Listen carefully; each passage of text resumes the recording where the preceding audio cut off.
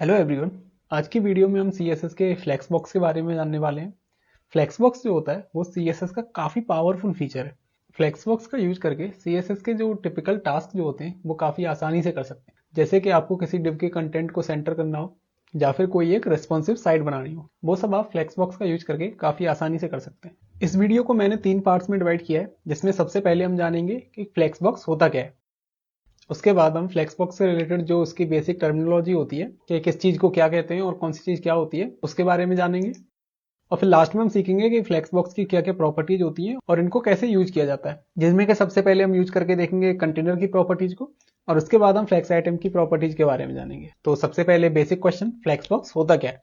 तो फ्लेक्सबॉक्स की जो फुल फॉर्म जो होती है वो फ्लेक्सिबल बॉक्स होती है, और जैसा कि इसके नाम से ही पता चल रहा है ये एक फ्लेक्सिबल लेआउट मॉडल है। मतलब कि अगर आपको कोई भी एक रेस्पॉन्सिव साइट बनानी है तो उसके लिए आपको कोई भी मीडिया क्वेरी लिखने की जरूरत नहीं है। तो नॉर्मली हम क्या करते हैं, जब भी हमें कोई भी रेस्पॉन्सिव साइट बनानी होती है तो हमें उसके लिए अलग अलग स्क्रीन साइज के अकॉर्डिंग अलग अलग मीडिया क्वेरी लिखनी होती है। लेकिन अगर हम फ्लेक्सबॉक्स यूज करते हैं तो हमें कोई भी मीडिया क्वेरी लिखने की जरूरत नहीं है। फ्लेक्सबॉक्स जो है इन सारी चीजों को बड़ी आसानी से हैंडल कर लेता है। CSS में आपने एक बॉक्स मॉडल के बारे में सुना होगा, तो फ्लेक्सबॉक्स जो होता है वो भी एक बॉक्स मॉडल ही होता है, लेकिन एक तरीके से बॉक्स मॉडल का एक एनहेंस्ड वर्जन होता है। एंड लास्ट पॉइंट, फ्लेक्सबॉक्स जो है वो हमारा डायरेक्शन एग्नोस्टिक है। आपने सुना होगा HTML के अंदर जो है वो हमारी दो तरह की डायरेक्शन होती है, हॉरिजॉन्टल एंड वर्टिकल। तो HTML के अंदर मोस्टली जो टैग होते हैं वो हमारे वर्टिकल अलाइंड होते हैं, लेकिन फ्लेक्सबॉक्स जो है इस पर डायरेक्शन का कोई फर्क नहीं पड़ता। हम अपने यूज केस के अकॉर्डिंग इसको जब चाहें जब वर्टिकल अलाइन बना सकते हैं और जब चाहें जब हॉरिजॉन्टल अलाइन बना सकते हैं। अब बात करते हैं फ्लेक्सबॉक्स से रिलेटेड इसकी बेसिक टर्मिनोलॉजी की, कि इसमें किस चीज को क्या क्या कहा जाता है। तो जैसे कि आप देख सकते हैं यहाँ पे मैंने इसकी जो कुछ बेसिक टर्मिनोलॉजी होती है उसको मैंने यहाँ पे लिख दिया है, जिसमें कि container, item, main axis, cross axis, main size, cross size, main start, main end, cross start end cross end. तो चलिए अब जल्दी से एक एक करके इन सारी चीजों के बारे में समझते हैं कौन सी चीज क्या होती है। आपको समझाने के लिए मैंने यहाँ पर एक एग्जाम्पल क्रिएट किया है ताकि आपको आसानी से समझ में आ जाए। तो सबसे पहले जो होता है वो होता है हमारा फ्लेक्स कंटेनर। तो ये जो पूरा बॉक्स आपको दिख रहा है इसको बोलते हैं हम फ्लेक्स कंटेनर। और इसके अंदर जो आइटम्स जो होते हैं, जैसे कि यहाँ पे आइटम 1, आइटम 2, आइटम 3 और आइटम 4, ये जो दिख रहे हैं इनको बोलते हैं फ्लेक्स आइटम। और जिस एक्सिस पर ये आइटम्स अलाइंड होते हैं उस एक्सिस को हम बोलते हैं मेन एक्सिस, और इसके परपेंडिकुलर जो होती है यानी कि वर्टिकल एक्सिस उसको बोला जाता है क्रॉस एक्सिस। और ऐसे ही मेन एक्सिस के अलोंग कंटेनर का जो साइज होता है उसको हम बोलते हैं मेन साइज, और क्रॉस एक्सिस के अलोंग जो साइज होता है उसको बोला जाता है क्रॉस साइज। और जिस जगह से ये फ्लेक्स कंटेनर स्टार्ट होता है उसको बोला जाता है मेन स्टार्ट, और जिस जगह पर ये एंड होता है उसको बोला जाता है मेन एंड। और जहां से हमारी जो क्रॉस एक्सिस स्टार्ट होती है उसको बोला जाता है क्रॉस स्टार्ट, और जिस जगह पर हमारी क्रॉस एक्सिस एंड होती है उसको बोला जाता है क्रॉस एंड। अभी जो मैंने आपको जो मेन एक्सिस और क्रॉस एक्सिस बताई है वो फ्लेक्स की डायरेक्शन के अकॉर्डिंग चेंज होती रहती है।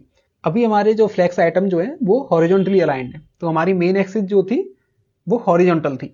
लेकिन अगर हमारे फ्लेक्स आइटम जो है वो अगर वर्टिकल अलाइंड होते तो हमारी जो अभी जो क्रॉस एक्सिस जो है इसको मेन एक्सिस बोला जाता और मेन एक्सिस को क्रॉस एक्सिस बोला जाता। तो इसी तरह से अगर हम अपने फ्लेक्स की डायरेक्शन को चेंज कर दें तो हमारी जितनी भी चीजें जैसे main axis, cross size, main start, main end, cross start end cross and, ये सारी चीजें एक दूसरे से स्वैप हो जाएंगी। जो अभी जो मेन जो है वो क्रॉस हो जाएगा और क्रॉस जो है वो मेन हो जाएगा। हमने ये फ्लेक्स बॉक्स की डेफिनेशन वगैरह तो जान ली, चलिए अब जल्दी से देखते हैं कि CSS में फ्लेक्स बॉक्स का यूज कैसे करते हैं। उसके लिए मैं आ गया हूँ अपने VS कोड में, जिसमें कि मैंने ऑलरेडी यहाँ पर एक कंटेनर बना लिया है जिसके अंदर मैंने HTML का कुछ कोड लिखा हुआ है, जिसके अंदर सबसे पहले मैंने लिया हुआ है एक डिव, इसको मैंने क्लास दे दिया कंटेनर। और इस डिव के अंदर मैंने 5 आइटम्स और क्रिएट किए, जिसके अंदर इनकी क्लास तो दिए मैंने आइटम, और इनकी आईडी दे दिया मैंने आइटम 1, आइटम 2 और ऐसे ही आइटम 5 तक। और इसके साथ ही मैंने एक CSS फाइल भी क्रिएट कर दी है, और मैंने ये CSS फाइल के अंदर कुछ बेसिक सी CSS लिख दी है जो आपको समझ में आ रही होगी। और ये सब करने के बाद हमारा पेज जो है वो कुछ इस तरह का दिखेगा। यहाँ पर आप देख सकते हैं मैंने जो बॉर्डर लिया था वो यहाँ पर हमें ब्लू कलर का बॉर्डर दिख रहा है, और इसके अंदर जो हमने 5 आइटम्स क्रिएट किए हुए थे वो 5 आइटम्स भी हमको यहाँ पर इसके अंदर दिख रहे हैं। सबसे पहले हम फ्लेक्सबॉक्स की कंटेनर प्रॉपर्टीज के बारे में जानेंगे। तो उसके लिए मैं सबसे पहले आ जाता हूँ हमारे इस कंटेनर वाली क्लास के अंदर। तो यहाँ पे मैं लिख दूंगा कंटेनर प्रॉपर्टीज। फ्लेक्सबॉक्स का यूज करने के लिए हमें जो सबसे पहले प्रॉपर्टी यूज करनी होती है वो होती है कंटेनर की डिस्प्ले। उसमें हमें क्या करना होता है, हमें कंटेनर की डिस्प्ले को फ्लेक्स बनाना होता है। तो उसके लिए हम क्या करेंगे, यहाँ पे हमें लिखना होता है सबसे पहले डिस्प्ले। अभी आप देख सकते हैं कि हमारे जितने भी आइटम्स हैं वो वर्टिकली अलाइंड है और वो पूरी स्पेस को ले रहे हैं, लेकिन जैसे ही मैं यहाँ पर डिस्प्ले फ्लेक्स लिखूंगा ये बिल्कुल चेंज हो जाएगा। और जैसे कि आप देख सकते हैं यहाँ पर इसकी डिस्प्ले को फ्लेक्स करते ही सारे आइटम्स जो हैं वो एक लाइन में आ चुके हैं और वो एक दूसरे से हॉरिजॉन्टली अलाइंड हो गए। इसके बाद फ्लेक्स की जो दूसरी प्रॉपर्टी होती है वो होती है फ्लेक्स डायरेक्शन। जिसका यूज करके हम फ्लैक्स की डायरेक्शन को चेंज कर सकते हैं। वैल्यू जो होती है सबसे पहले होती है रो, लेकिन आप देखेंगे तो इसमें पेज में जो है वो कोई चेंज नहीं आया, क्योंकि बाय डिफॉल्ट जो फ्लैक्स की डायरेक्शन जो होती है वो रो होती है। ऑलरेडी सारे आइटम्स जो है वो एक रो में अलाइंड है। और दूसरी प्रॉपर्टी होती है इसकी रो रिवर्स। तो इसमें क्या होता है कि सारे आइटम्स जो हैं वो इसके पीछे से आके लाइन होते हैं। तो जैसे आप देख सकते हैं इनका सीक्वेंस चेंज हो गया, आइटम 1 सबसे लास्ट में, फिर item 2, item 3, item 4 and item 5। और इसके बाद इसकी डायरेक्शन की वैल्यू होती है, इसको हम अलाइन कर सकते हैं कॉलम से भी। तो अगर मैं इसको कर दूं कॉलम, तो सारे आइटम्स जो है वो एक कॉलम में अलाइन हो चुके हैं। जैसे कि आप देख सकते हैं यहाँ पर ये item 1, item 2, item 3, item 4 and item 5 सभी के सभी एक कॉलम में अलाइन हो चुके हैं। और लास्ट में जो इसकी वैल्यू होती है वो होती है कॉलम रिवर्स। तो जैसे कि आप देख सकते हैं इसको कॉलम रिवर्स करती है, आइटम 1 जो है वो सबसे लास्ट में आ चुका है और ऐसी सीक्वेंस से सारे आइटम्स एक दूसरे से अलाइन हो चुके हैं। तो ये तो हो गई हमारी फ्लेक्स डायरेक्शन। लेकिन अभी क्या है कि इसने जो है पूरी हॉरिजॉन्टली पूरी स्पेस को ऑक्यूपाई कर लिया है, तो इससे हमें देखने में पता नहीं चल रहा है। तो इसके लिए मैं क्या करूंगा, इसको थोड़ा सा सही से देखने के लिए मैं यहाँ पर इसे विड्थ दे दूंगा 100 पिक्सल की, ताकि ये हमें सही से दिख सके। फिर अगली प्रॉपर्टी होती है फ्लेक्स रैप। अभी हमारे जितने भी आइटम है वो सभी एक लाइन में फिट हो रहे हैं, लेकिन अगर मैं इसके अंदर एक छठा आइटम भी ऐड कर दूं तो वो क्या होगा, वो भी इसी लाइन में ऐड हो जाएगा। तो जैसे कि आप देख सकते हैं मैंने यहाँ पे एक छठा आइटम ऐड कर दिया है, तो बाकी के आइटम जो है उनकी साइज थोड़ी सी कम हो गई है और ये सारे आइटम जो है वो एक दूसरे के अंदर फिट हो गए। हम नहीं चाहते कि इनका साइज कम हो, हम चाहते हैं कि इनकी जो भी विड्थ है वो अपनी पूरी विड्थ को लें। तो उसके लिए हम यूज करते हैं फ्लेक्स रैप का। तो इसके लिए अगर मैं यहाँ पे कर दूं रैप, तो रैप से क्या होगा कि जो भी नया आइटम ऐड होगा वो हमारी नई लाइन में चला जाएगा। तो जैसे कि आप देख सकते हैं यहाँ पे जो भी नए आइटम ऐड हुए थे वो नई लाइन में चले गए। ताकि ये आपको सही से दिख सके, मैं यहाँ पे थोड़ी सी मार्जिन भी ऐड कर देता हूँ। अब मार्जिन मैंने ले लिया 1 पिक्सल, तो ये थोड़े से सही से दिख रहे हैं। और रैप की जो दूसरी वैल्यू होती है वो होती है रैप रिवर्स। इसका यूज करने से क्या होता है कि अभी जो हमारे नॉर्मली जो आइटम थे वो नई लाइन में जा रहे थे नीचे की तरफ, लेकिन अभी फ्यूचर में जैसे नए नए आइटम आते जाएंगे तो वो ऊपर की तरफ ऐड होते जाएंगे। तो अगर मैं यहाँ पे आइटम 7 ऐड करूंगा तो आइटम 7 यहाँ पे आ जाएगा। और एक और इसकी प्रॉपर्टी होती है no wrap. By default flex wrap की वैल्यू नो रैप ही होती है। नो रैप इसके नाम से ही पता चल रहा है कि हमें इसकी रैपिंग नहीं करनी है, कि मतलब कि जब भी नए आइटम आए तो हमें इसको नई रो या फिर नई कॉलम में नहीं भेजना, उनको सेम ही रो के अंदर रखना है। इसके बाद फ्लेक्स की प्रॉपर्टी होती है फ्लेक्स फ्लो। फ्लेक्स फ्लो जो होती है वो flex direction and flex wrap, इन दोनों का एक कॉम्बिनेशन होती है। तो जब भी हमें flex direction and flex wrap दोनों का यूज करना होता है तो हम इसको डायरेक्टली फ्लेक्स फ्लो का यूज कर सकते हैं। तो इसकी पहली वैल्यू जो होती है वो होती है इसकी फ्लेक्स डायरेक्शन। तो इसमें अगर मैं लिख दूं यहाँ पे कॉलम, तो जैसे कि आप देख सकते हैं ये सभी जो है कॉलम से अलाइन हो चुके हैं। और इसके बाद इसकी दूसरी प्रॉपर्टी जो होती है वो होती है फ्लेक्स रैप की। तो यहाँ पे अगर मैं लिख देता हूँ रैप, लेकिन आप देख सकते हैं कि मैंने जैसे ही रैप का यूज किया तो यहाँ पे हमारे इस फ्लेक्स के अंदर कोई भी चेंज नहीं आया। और वो ऐसा इसलिए है क्योंकि हमने अपने इस कंटेनर की हाइट को डिफाइन नहीं किया है। तो इसकी हाइट जो है वो कितनी भी हो सकती है। तो लेकिन अगर मैं अपने इस कंटेनर की हाइट को डिफाइन कर दूं, तो अगर इसकी हाइट को मैं कर दूं 300 पिक्सल, तो इसकी हाइट को 300 पिक्सल करते ही तो आप देख सकते हैं आइटम 5 एंड आइटम 6 ये दूसरी लाइन में पहुंच चुके हैं। और अगर इसी की जगह पर अगर हम रैप का यूज ना करके हम यहाँ पे यूज करते हैं रैप रिवर्स का, तो ये आइटम्स इधर अलाइन हो जाते हैं और यहाँ से ये इधर आता आइटम 5 एंड आइटम 6। और इसके बाद जो हाइट जो मैंने ली थी इसको भी मैं कमेंट कर दूंगा ताकि ये एक लाइन में ही आ जाए। और इसके बाद हमने जो अपने आइटम की विड्थ ली थी उसको भी मैं हटा दूंगा। और इसके बाद मैं अभी इसके अंदर बस 5 ही एलिमेंट्स देखना चाहता हूँ तो मैंने उनको भी हटा दी। तो फ्लेक्स की अगली प्रॉपर्टी को जानने से पहले मैंने इसकी आइटम 3 की विड्थ में थोड़ा सा चेंज कर दिया है ताकि हम अपनी इस नेक्स्ट प्रॉपर्टी को अच्छे से समझ सकें। तो नेक्स्ट प्रॉपर्टी जो है उसके बारे में जानने वाले हैं वो है जस्टिफाई कंटेंट। तो इसकी सबसे पहले वैल्यू होती है फ्लेक्स स्टार्ट। इसका मतलब कि जो भी हमारे जो आइटम्स जो हैं उनको स्टार्ट में अलाइन कर दो, जो कि जस्टिफाई कंटेंट की डिफॉल्ट वैल्यू होती है। उसके बाद दूसरी होती है इसकी फ्लेक्स एंड, जिसके नाम से ही पता चल रहा है कि इसका एंड का यूज करेंगे तो जितने भी आइटम्स जो हैं वो फ्लेक्स के एंडिंग में अलाइन हो जाएंगे, मतलब कि यहाँ पे एंडिंग में फिट हो जाएंगे। इसके बाद इसकी अगली वैल्यू होती है स्पेस बिटवीन। जैसे कि आप देख सकते हैं स्पेस बिटवीन का यूज करने से इस फ्लेक्स के अंदर जितनी भी स्पेस बाकी बची हुई होती है वो सभी इन आइटम्स की मार्जिन में कन्वर्ट हो जाती है। तो इन सभी के बीच में थोड़ी थोड़ी मार्जिन आ चुकी है। इसके बाद आती है एक स्पेस अराउंड। तो इससे क्या होता है कि जो मार्जिन जो है वो कंटेनर और आइटम्स के बीच में भी आ जाती है। और हमने स्पेस अराउंड भी जान लिया। इसके बाद होती है कि स्पेस इवनली। स्पेस इवनली से क्या होता है, जो भी इनके बीच में जो हमें मार्जिन दिख रही है यहाँ पे, जो इनके बीच में स्पेस जो दिख रहा है वो सेम होगा। फ्लेक्सबॉक्स की अगली प्रॉपर्टी को समझने से पहले मैंने अपने इस पेज की CSS में थोड़ा चेंज कर दिया है, जिसमें मैंने इस कंटेनर को हाइट दे दी है 400 पिक्सल की।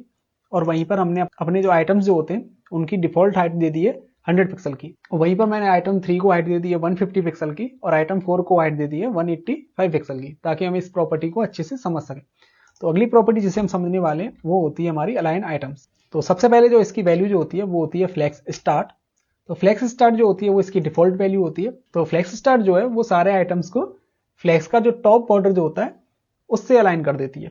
वहीं पर अगर हम यूज करें फ्लेक्स एंड का, तो इसके नाम से पता चल रहा है ये क्या करती है, इनको इसके बॉटम से अलाइन कर देती है। और इसके बाद जो इसकी प्रॉपर्टी होती है वो होती है सेंटर। तो सेंटर के नाम से पता चल रहा है इसने क्या किया है, सभी जो आइटम्स जो हैं उनको सेंटर में अलाइन कर दिया। तो अगर आप मान लीजिए यहाँ पर अगर इसकी मेन एक्सिस हो, तो उससे क्या है कि ये सभी परफेक्टली अलाइंड होंगे, तो वो लाइन जो है इनके बीच से जाएगी।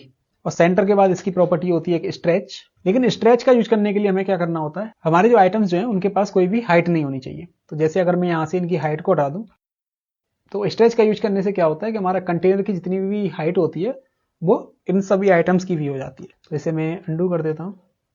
और मोस्टली जो है वो हम क्या करते हैं, वो हम इन दो प्रॉपर्टीज का यूज करते हैं। जस्टिफाई कंटेंट, इसका हम यूज करते हैं यहाँ पे सेंटर, इनको सेंटर करने के लिए।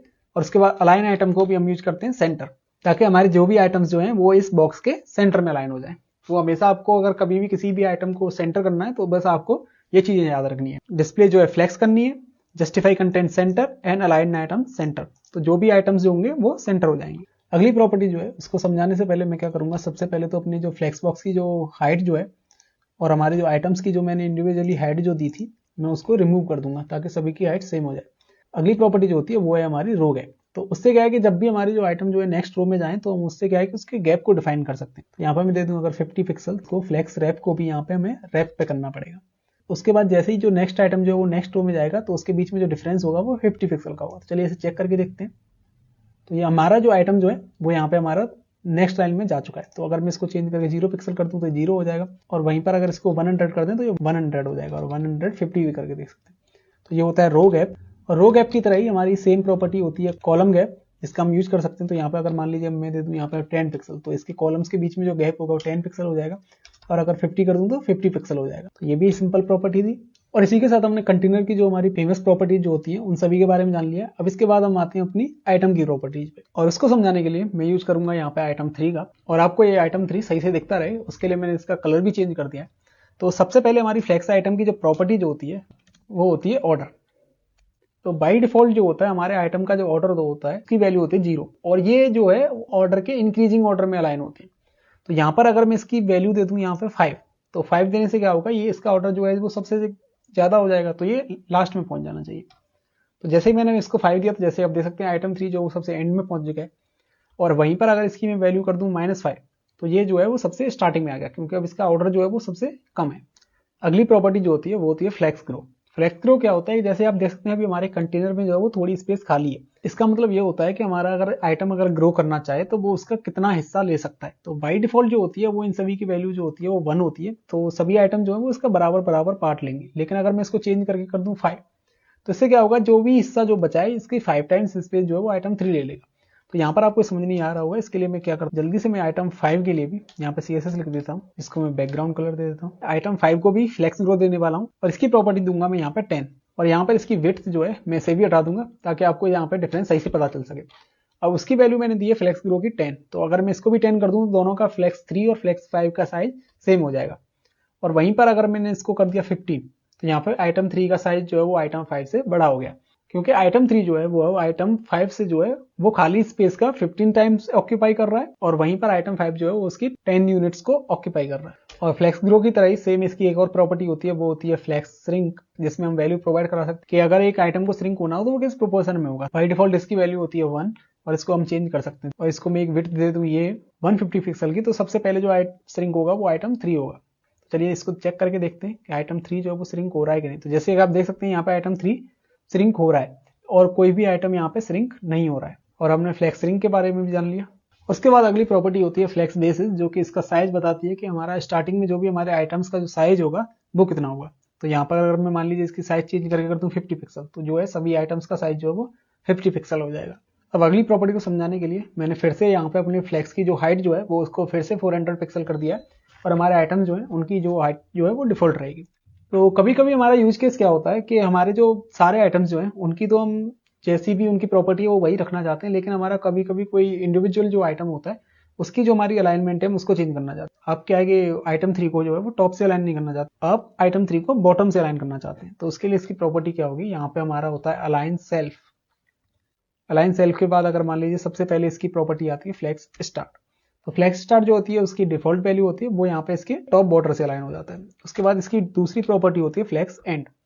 तो जैसे कि आप देख सकते हैं यहाँ पे हमारे इसके जो बाकी के चारों आइटम जो है वो हमारे टॉप से अलाइन है, लेकिन यहाँ पे आइटम 3 जो है वो नीचे आ चुका है। तो अलाइन सेल्फ की जो भी हमारी वैल्यू जो होती है वो same to same align content की तरह होती है। अलाइन कंटेंट जो होता है वो हमारे पूरे फ्लेक्स कंटेनर के लिए होता है, लेकिन अलाइन सेल्फ जो है वो एक पर्टिकुलर फ्लेक्स आइटम के लिए होती है। तो हमारी फ्लेक्स एंड हो गई। इसके बाद होगी हमारी दूसरी सेंटर। सेंटर से जो वो सेंटर पे आ जाएगा, और फिर लास्ट में होती है हमारी स्ट्रेच। लेकिन अभी हमने क्या किया, यहाँ पे इसकी विड्थ डिफाइन कर रखी है। अगर वो यहाँ पे विड्थ ना होती तो यहाँ पे स्ट्रेच करते ही वो यहाँ पे इसको टच कर जाता। तो जैसे अगर मैं इसको हाइट को ऑटो करके देखूं तो यहाँ पे जैसे ही मैं इसको ऑटो करूंगा तो यहाँ पे स्ट्रेच करके ये पूरी हाइट को ले लेगा। और इसी के साथ हमने फ्लेक्स बॉक्स की जो है हमारी बेसिक प्रॉपर्टीज जो होती है उनके बारे में समझ लिया है, जिसके लिए हमने आज की वीडियो में हमने सबसे पहले तो देखा कि फ्लेक्स बॉक्स होता क्या है, और उसके बाद फ्लेक्स बॉक्स की बेसिक टर्मिनोलॉजी के बारे में सीखा, और फिर लास्ट में हमने फ्लेक्स कंटेनर और फ्लेक्स आइटम्स की CSS कैसे लिखी जाती है उसके बारे में सीखा। आई होप कि ये वीडियो आपको पसंद आई होगी। अगर वीडियो अच्छी लगी हो तो वीडियो को लाइक, कमेंट एंड शेयर जरूर करें। वीडियो के किसी भी पार्ट में अगर आपको कोई भी डाउट हो तो आप कमेंट करके पूछ सकते हैं, वहां पर मैं आपको एक्सप्लेन कर दूंगा। और चैनल को सब्सक्राइब करके बेल आइकन जरूर प्रेस कर दें, ताकि जैसे ही मैं इसका अगला पार्ट अपलोड करूं आपको उसकी नोटिफिकेशन मिल जाए।